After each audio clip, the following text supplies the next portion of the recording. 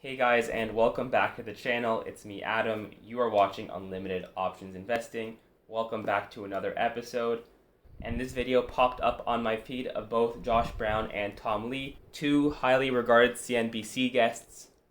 And they're awesome. Tom Lee, the renowned bull who is just bullish no matter what is going on, it seems like. And Josh Brown, people really gravitate to his personality. Alright, and let's get right into it. See both of you. Tom Lee, I begin with you. You sat on this set a week ago or so and suggested that the lows of the first half were in. A lot seems to have changed since then, certainly from the Fed. Do you stand by that call right now? Scott, it's a call that's looking really tenuous, but we still think the lows for the first half are in, maybe even the lows for the year. And it's not because the news has been great, as you're pointing out. Things have been really grim. The Fed's quite hawkish. We've got some bad inflationary data. But the confidence we have about the lows being in really reflects what we think is pretty extreme positioning by institutional investors. I think institutional investors have really positioned for a pretty deep contraction. The latest JP Morgan Prime Brokerage data shows it's where it was in like April 2020. So if the news becomes less bad, or if the news tracks what people expect, we're actually going to expect investors to re-risk, which means the stock market kind of has a general underlying bid by hedge funds. But Tom, you put out a new note today, and one of the key principles that gave you some comfort was that the S&P 500 was above its 200-day moving average. I'm not sure if you've seen how the numbers have settled out, but in the here and now, we're back below the 200-day moving average, and we closed below the 200-day moving average. That cannot be a good sign. No, it cannot be a good sign indeed. So this is on my Questrade, my personal brokerage account. And on this chart, I'm able to see three moving averages. The red one being the 20 exponential moving average, the green one being the 50 exponential, and the purple being the 200 simple moving day average. So for all of the second half of 2021, we were above the 200. And then, of course, after we started to correct back at the beginning of January, we fell below the 200. We got back above it for a while, went back down. After the big rally over the past few weeks, we went back above, and then right now we're back below it, right next to the 20 and the 50. They're all together in the kind of the same area. And looking at the NASDAQ, the QQQ, same idea. Since we've been correcting, though, we haven't gotten back above it, getting rejected once, twice, and three times, also below both the 20 and the 50. And we closed below the 200-day moving average. That cannot be a good sign. Scott, that's not a good sign. 4490 is a 200-day, and generally we want the index to be above the 200-day because it's in an uptrend. So you're right, it's in a moment of indecision. However, I would just caution, the index was over 8% below its 200-day and then recovered its 200-day. And since 1942, since World War II, in the non-recession years, 90% of the time the stock market was higher 6 months later. So it's a pretty important signal that we actually made a huge move below 8% to 208 and then recovered. And Tom Lee is spot on when he's talking about that. There are a lot of statistics to back that, as I'm going to show you guys in a moment. But before I do, if this is your first time on the channel, welcome aboard and hit that subscribe button, smash that like button, and check out my description for my Instagram, my Twitter, and my TikTok links. Check them out below. So the worst 6-week starts in history, we're currently ranked at number 2 behind 2009, where the return through 44 days was negative 24%, and the return for the rest of the year was 63%. The first 44 days this year was negative 11%. We don't know how the year's going to end yet. 1935, so a long time ago, negative 11%. The return was 58, or almost 59%. 1982, negative 10% the first 44 days, and then a 29% the rest of the year. However, we do see in 2008, the year of the great financial crisis, the return for the rest of the year ended up in a stock market crash, down 32%.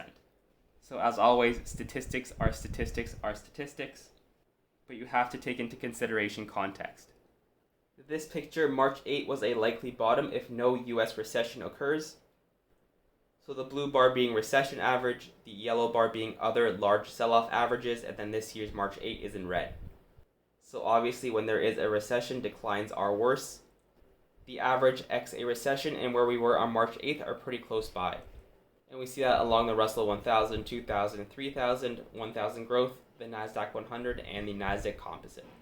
Even the returns from the start of a NASDAQ bear market, oftentimes the market recovers very nicely in the long term, of course minus a recession, 2000 and 2008. But even after the yield curve inverts, this can be bullish for stocks for months, until at least that potential recession comes 10 to 22 months later. And just to play devil's advocate, if we are in a potential recession, the market can bounce violently, as we saw during the Great Financial Crisis. When the market was crashing, we saw several bull traps by 9 to 19%, 6 times, between September and December of 2008. It's not pretty today, but I still think that we still generate a lot of signal by making that recovery. All right, so Josh Brown, I want you to react to a tweet from Jim Cramer just a short time ago in which he says, quote, "We're seeing two markets. The non-tech market is out of the bear's grip and can be bought. The tech market soon enough. I like the inexpensive non-tech stock portion very, very much. The bear market in that group has run its course and these stocks are headed to highs." What exactly is he referring to? What do you think about what the point that he makes here? Well, without a doubt, there are many, many, many stocks acting better than tech stocks. I don't know that there's anything particularly profound about the fact that we have dispersion in this market. I could look at biotechs, for example, barely red. Those are supposed to be speculative stocks, but I think people understand they're down an average of 30 or 40% from their highs, and the science that they're pursuing is completely unaffected by the macroeconomy or the Fed. So, like, that's an area where if you're a growth manager and you say, okay, what's going to grow if the Fed slows the economy? Look toward mid-cap and large-cap biotech. That's reasonable to me. If you're worried about inflation, look at high dividend-paying oil companies that are about to report record profits. That's reasonable. Utilities look good. So I don't think we're saying anything special. Big picture, I come on here every week since January. I continue to give people what I think is the most reasonable playbook. You can't get too bearish because in the end, the best cure for the inflation blues is the growth you get from corporate earnings, dividends, and the U.S. stock market. But anytime you see that VIX tick below 20, which I think is the new bottom of the range for the regime that we're in since coronavirus started 2 years ago. And so we saw a 19 VIX on Monday. That was it. Start calming down. We calmed down from the middle of March. Before that, we were above 30. We were below 20 for a little bit. And over the last 3 days, we have been spiking right into those moving averages. Perhaps we'll find resistance at these points over here, maybe up until 25. And then maybe start to calm down a little bit more. Again, April is seasonally a strong month. But if we don't and we keep freaking out, maybe Josh is right. Maybe we're going to 30 next. Taking things off if you're a trader. Don't overstay your welcome. We had a nice run. Now the VIX is spiking once again. Back toward 28, 29, 30. Don't stay too bearish. There are buyable stocks at those VIX levels. That's when people get too bared up. And I agree with Tom. A lot of what's going on now is positioning. The only thing I want to say about positioning, and the only problem with that idea, is that it's not quite what it used to be. Meaning, yes, people might be getting risk off in the stock market, but keep in mind how much risk they're taking in private equity that they weren't taking years ago. It's like $5 trillion in PE funds. Look at venture capital. Crypto is $2 trillion. So there are a lot of risks that are being taken by institutions that are not stock market risk. So I don't know that we could still rely on how bullish or bearish positioning is based on the old metrics from a prior time. I'd love to hear what Tom's take is on that. Well, let me ask you this first, because Jim's clearly speaking of defensive stocks, which have remained strong, as you said, utilities and the staples. And you make an interesting comment. I come on here since the beginning of the year and we talk about the playbook. And I wonder if yesterday's playbook works today, given what Brainerd had to say, what Dudley wrote. He basically said the Fed is not your friend. In fact, it's not even close to your friend. It's your adversary. And they want stocks to go down, and they're going to make stocks to go down. That's wrong. That's wrong. That's wrong. I'll tell you why that's wrong. The Fed is your friend. They're doing this for a reason. It's not good for the economy and ultimately for earnings to let this run wild. The Fed is your friend. The nonsense has to stop. the nonsense, the trading of digital JPEGs amongst people who don't have a job. It's got to stop. 19% year-over-year increases in home prices. Did you read Barron's this weekend? They think 2 million people are going to be locked out of the housing market this year because of unreasonable costs.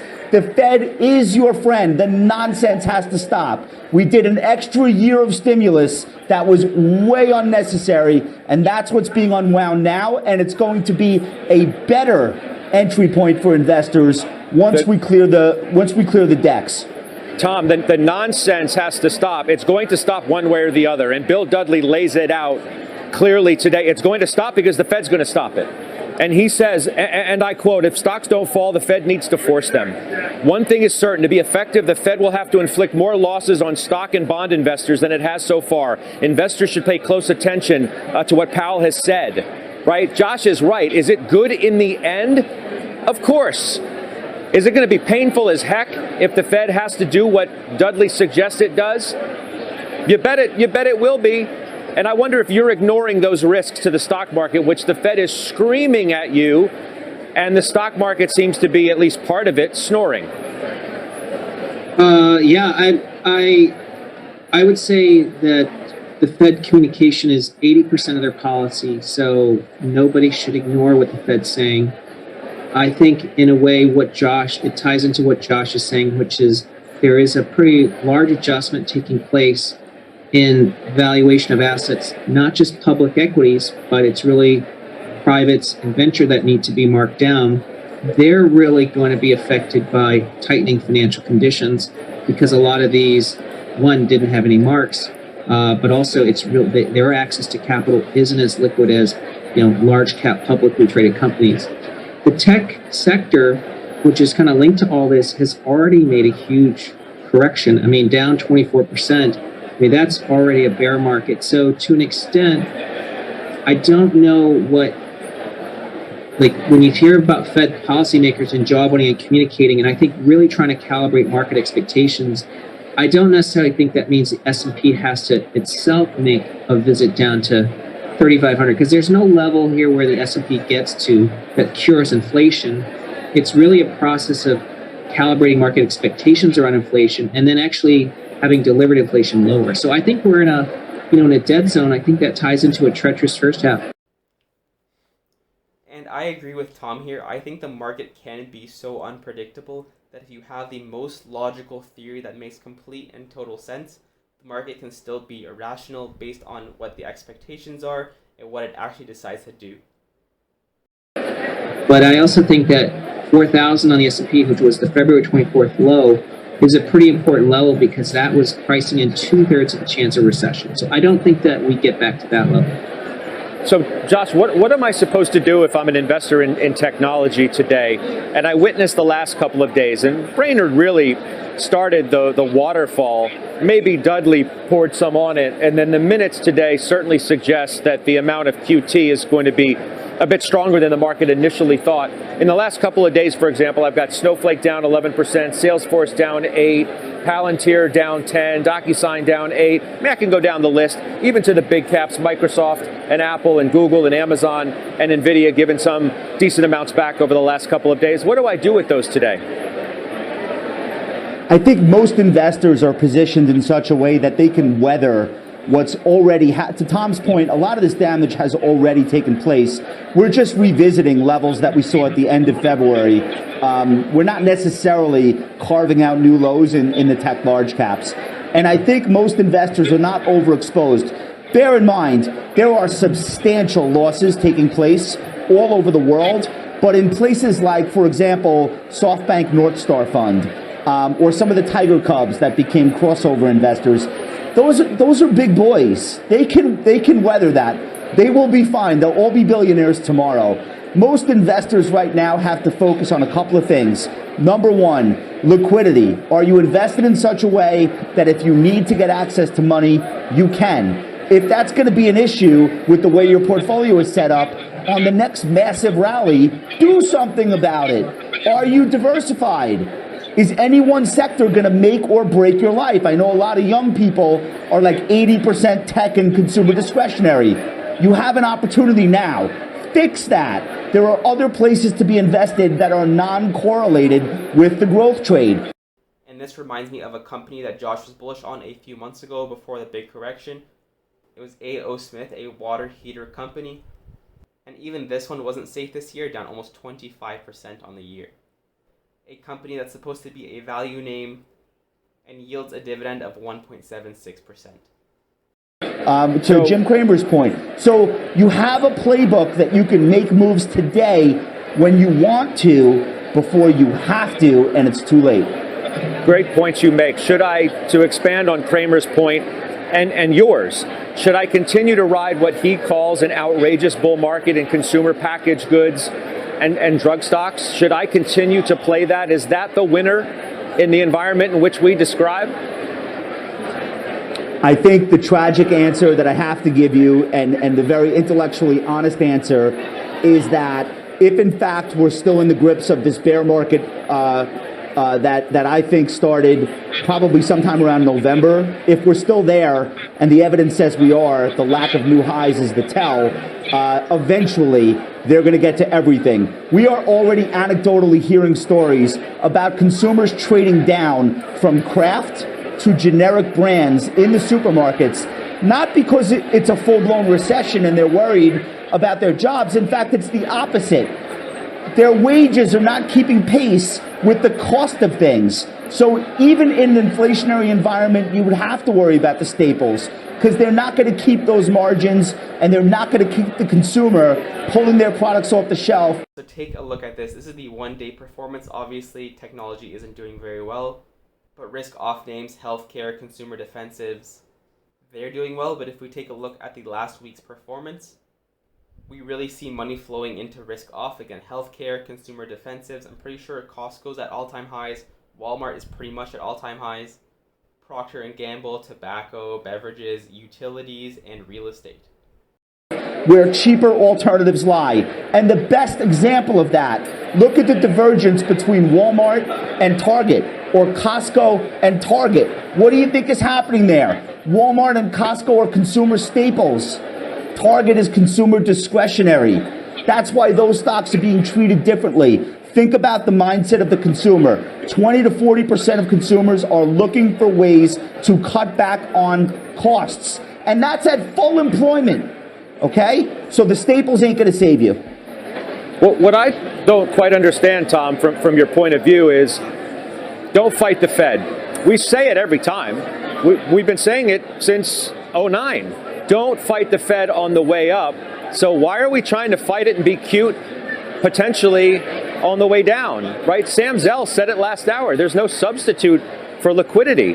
The liquidity is being taken away. If liquidity gets you way up on the top of the wave, if you pull it away, the wave crashes. It doesn't seem to be any more difficult than that. Why is it? That's right, Scott. You're right. I think it can come across that we're trying to weave too narrow a line. I mean, we still think the first half is treacherous for all the reasons that we've discussed, and the S&P below its 200-day isn't a positive development. But I think that February 24th is still a key level to watch because that was S&P 4000. That's what we think is the low for the year because of what it discounted at that time. And again, I think you're absolutely right, and I think everybody who's watching this should understand the Fed is not dovish. They're trying to adjust and really communicate to the markets, but it doesn't mean every stock is dangerous. And even Jim's point and Josh's point, energy's held up really well. I think some of the defensives are certainly doing quite well, but even large cap tech, I think, is really now at a point where seasonally it actually gets kind of attractive. So I think a lot of bad news is priced in. But yes, this doesn't mean stocks go up and to the right. I think we're in a really tough zone, but I'm still a net buyer of stocks here. Okay, let's welcome in our senior economics reporter, Steve Leisman. I want him to join the conversation. What I want to know from you first and foremost, Steve, is how much has really changed for investors over the last 48 hours, from Brainerd to the minutes, Dudley, and everything combined? It depends a bit on how much they were paying attention, Scott, right? If they were not paying attention to what's largely been out there on the Fed balance sheet reduction, It may seem like the Fed went from 0 to 95 billion overnight. But for those who are paying attention, our survey showed somewhere between 75 and 85 billion. This is marginally more aggressive. It's a quicker ramp up to the full number, 95 billion. So it's a little bit more aggressive. And then you're going to combine that with the new idea, which is out in the last couple of weeks and affirmed in the minutes today, that they're probably going to do one or more 50 basis points. So we're probably looking at, I'm having a back and forth with Barry Knapp on this, Scott, as to whether or not this is equal to, more aggressive or less aggressive than 1994. But it's around that kind of magnitude of the 1994. And by the way, we survived that. It wasn't pleasant or pretty in the bond market, but we survived it. We went through it. And the question is whether or not that's enough to get a hold of inflation here. Does the fact that it's more aggressive, and I think we can all agree that it is, does that in and of itself underscore the doubt in the room from the Fed that they can pull this off? And they need to get a handle on it, and they need to do it now. You know, we talked about that last week, Scott, what the Fed itself is saying about the outlook here, that they say, yet Esther George say, a soft landing is possible but not guaranteed. You had Fed Chair Jay Powell saying that a soft landing, there was some possibility. What the control of inflation?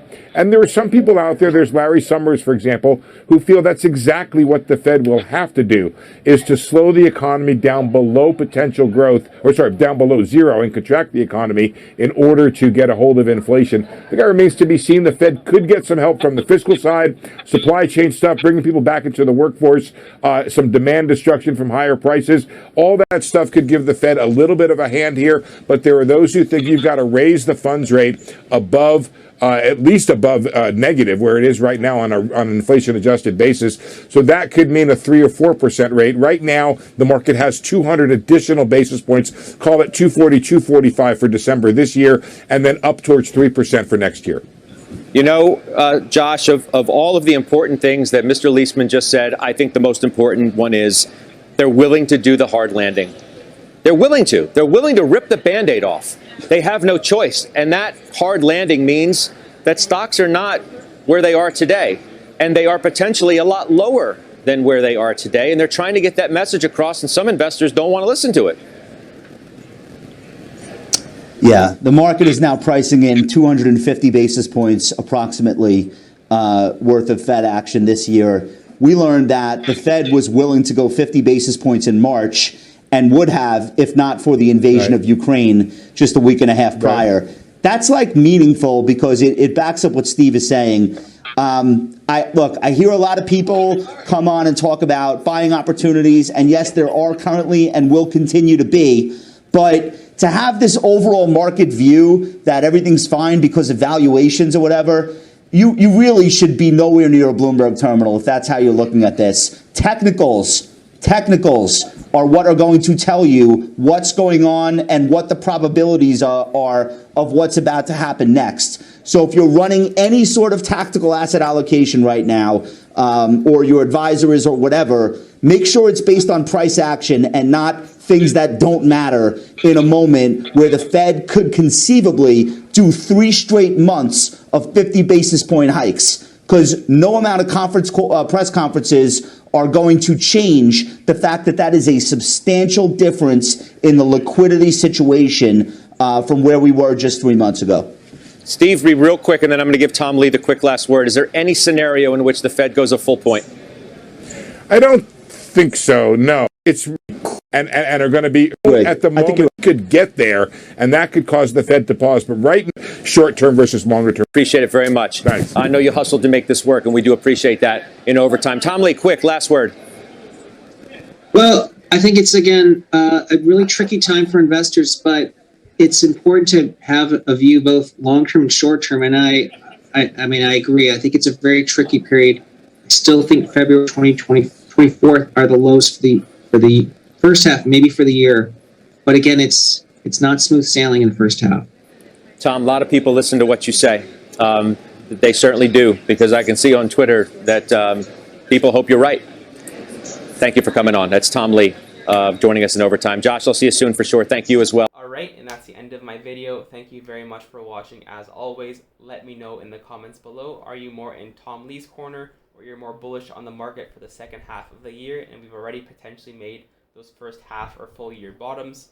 Or are you in Josh Brown's corner where you should be more diverse and be more wary of what the market may do in the short to medium term? Let me know in the comments below. As always, subscribe, like the video, check out the description for my links to Instagram, Twitter, and TikTok, and I will see you guys in my next video.